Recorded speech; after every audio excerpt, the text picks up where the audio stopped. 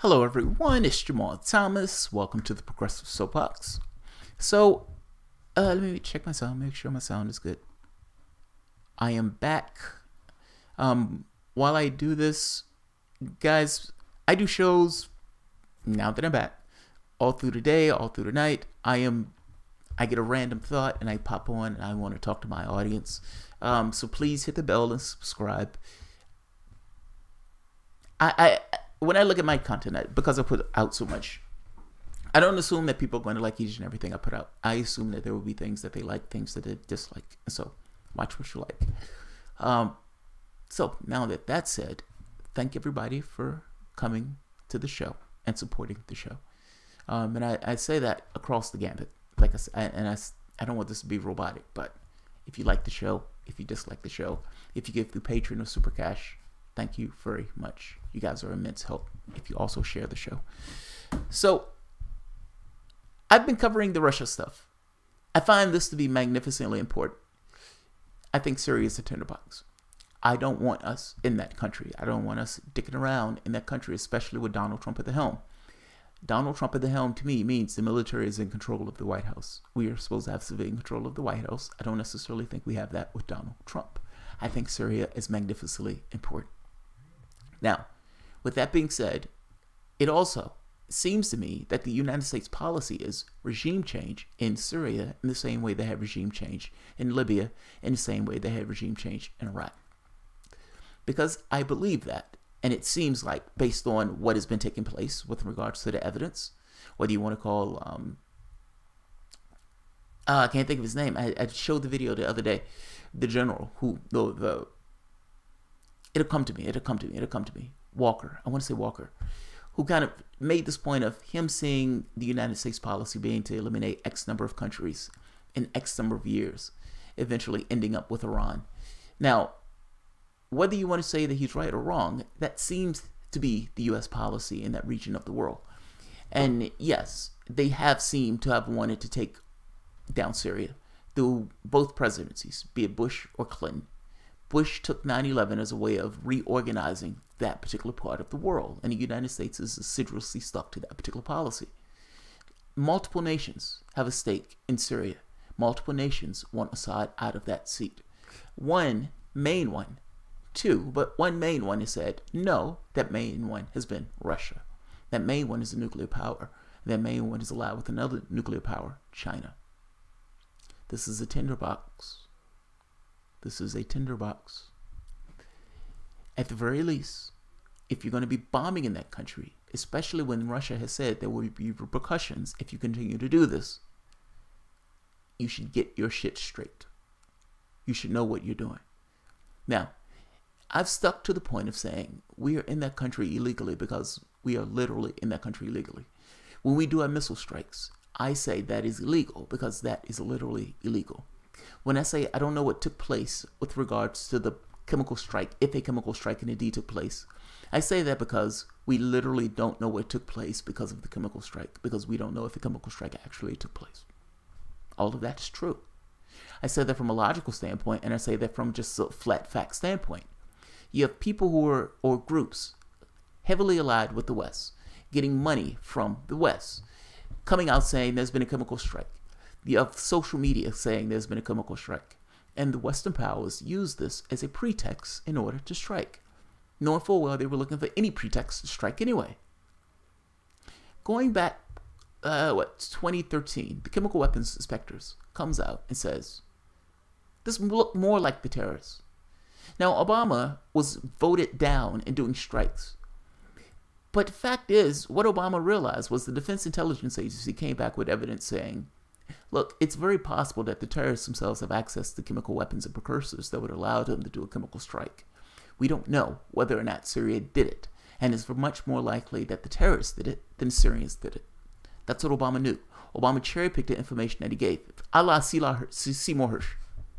Cherry-picked the information that he gave to the public on this, when the reality of it is, they knew that the terrorists had access to that stuff, but he wanted Assad out of that seat.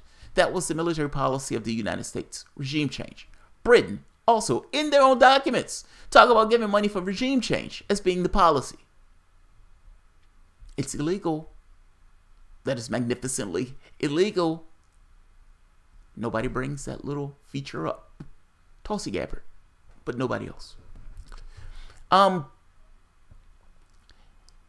the logical argument, or from a logic standpoint, I take a side as being a person.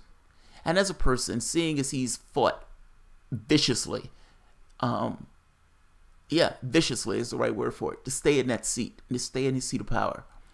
I take him as somebody who wants to stay in his seat of power, since everything he's done has shown that he wants to stay in that power. He understands, I would understand, that he understands, that giving the Western powers a pretext to do something that they want to do anyway is kind of crazy. I don't think he's stupid in regards to being a leader. He may be vicious, yes. I don't necessarily take him being stupid just because he may be vicious. My point in this is, it would be insane for him to drop the chemical gas attack, seeing as he's already cleared like 90% of his territory. What would be his reasoning? It makes no sense. For that to be true, meaning the argument that the West is putting out is that he is so bloodthirsty, he's such a maniac, that him being bloodthirsty and a maniac overwhelm his strategic interests. And because it overwhelms his strategic interests, he drops the bomb, the chemical strike. This makes no sense. I'm sorry, it makes no sense. The journalist who's gone there has said, we're not really finding evidence of a chemical strike. We're not seeing it. There was a video on CNN where they sniffed something and said it smells chemically. I'm going to show that video eventually. My point is, I need evidence. This is the country that took us into Iraq saying they had weapons of mass destruction. They didn't have weapons of mass destruction. This is the country that did a strike on Syria when Mattis himself says, yeah, we don't really know who did the chemical strike that we attacked Syria for.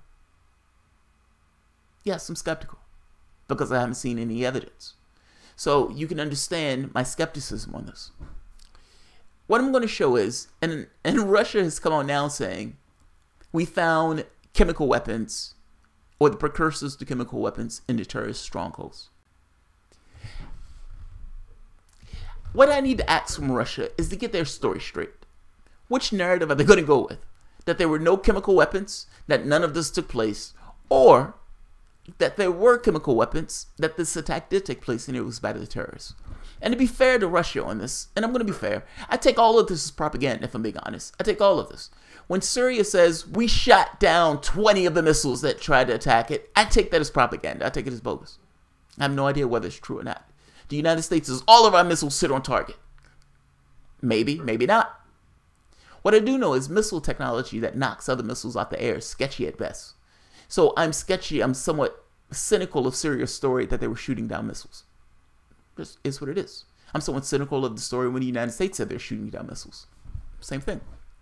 But whatever. It doesn't matter to me. It's somewhat irrelevant. We attack something. Whether we hit the target or not, so almost besides the point. We shouldn't be out there attacking those things. But in this case, I'm focusing on Russia. Russia, the other day, put out this. No trace of chemical weapons at alleged site in Douma, Russian military.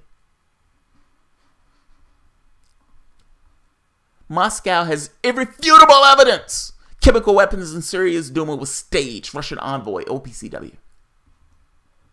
And now, Russian military finds chemical weapons stockpile in Syria's Douma. Get your narrative straight, man. Get your narrative straight. Russian troops found a stockpile of precursors and other substances needed for the production of chemical weapons in Douma in eastern Ghouta, a Russian media outlet reported, citing chemical defense specialist Alexander Radanov. The discovered substance such as... Okay, I'm not even going to try that.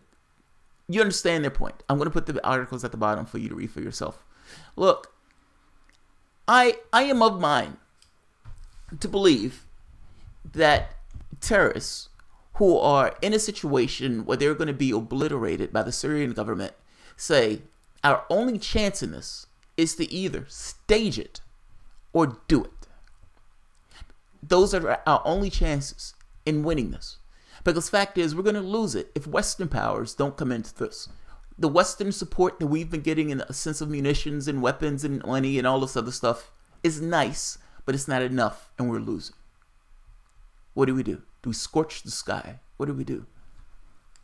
It does not blow me away at the least that people who have been in a bloody conflict that have committed atrocities on both sides, have committed and seen atrocities, would scorch the sky and drop some kind of chemical weapons, knowing full well that it would bring the West, or give the West a pretext to get further involved in a conflict that the West have wanted to get involved in.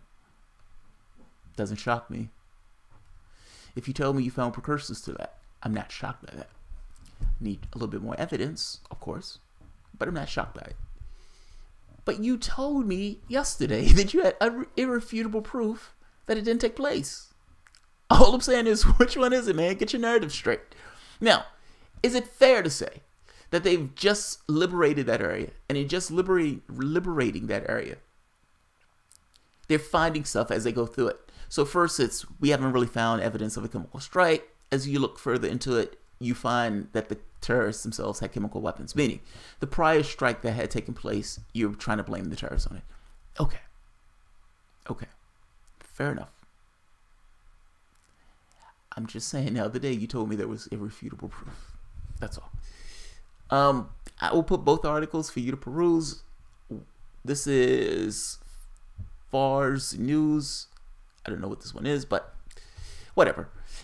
My main point to this is the propaganda war is in full swing. The propaganda war is in full effect. You're going to hear this from the West, and you're going to hear it from the East. Russia has their media outlets now, and those media outlets are probably going to be churning out more and more stuff with regards to their own narrative of events. This is how we see this. I present this not because I present this from the standpoint you should believe this. I present this from the standpoint of this is their narrative of events, in the same way that we have our narrative of events. And you're stuck with this idea of trying to figure out which one is more true than not. That's where we are. We don't know. It's just propaganda. That's what we are. Propaganda war. So, not going to keep this one long. I want to get to my Brexit one. Yeah, I want to get to the Brexit one. So,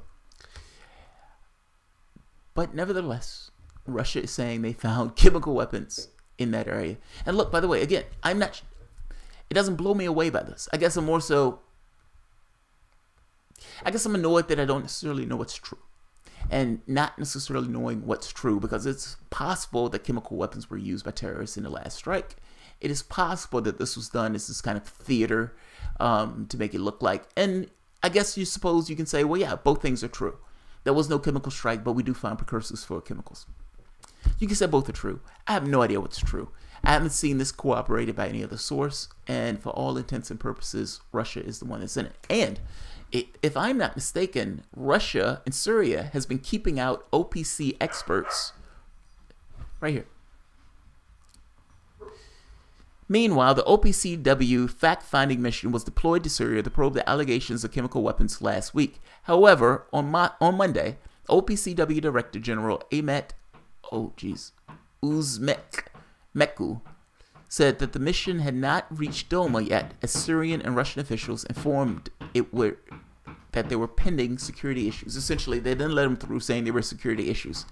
Yeah, that's a fail. That's a fail. Yeah, that's a magnificent fail. People have accused you of chemical weapons. You have said that no chemical weapons have been used. And then you stop the chemical weapons inspectors from going and doing their jobs. You should give them radical transparency. If the West is wrong in saying chemical weapons were released, radical transparency. That's my position. I don't believe anybody. I think all of these people are political hacks. Russia, yes, is a political hack, but that doesn't necessarily mean they did it. And the United States, yes, have gotten it wrong, but it doesn't necessarily mean they're getting everything wrong. I'm stuck in this disposition of saying all of these people are political actors in what they want to accomplish. And in pursuit of them being political actors, are they willing to say and get things out that may not necessarily be true? The United States media toes whatever the United States line is. So they don't necessarily have the larger context to look at the position of somebody else. So I'm stuck giving you the Russian perspective only because you're not going to otherwise get the Russian perspective. So this is what RT is putting out, and this is what some of the other media networks are putting out. There is no chemical strike that has taken place, and yet we have found chemical weapons from the terrorists. You decide what's true. You decide what's true. All right, guys, I'm going to end this here. If you enjoy the content, please feel free to share, like, subscribe, and of course, you can always support the Patreon. All of the items are below. for you to peruse and read for yourself. And mind you, RT has a bias, so corroborate anything that's being put forth.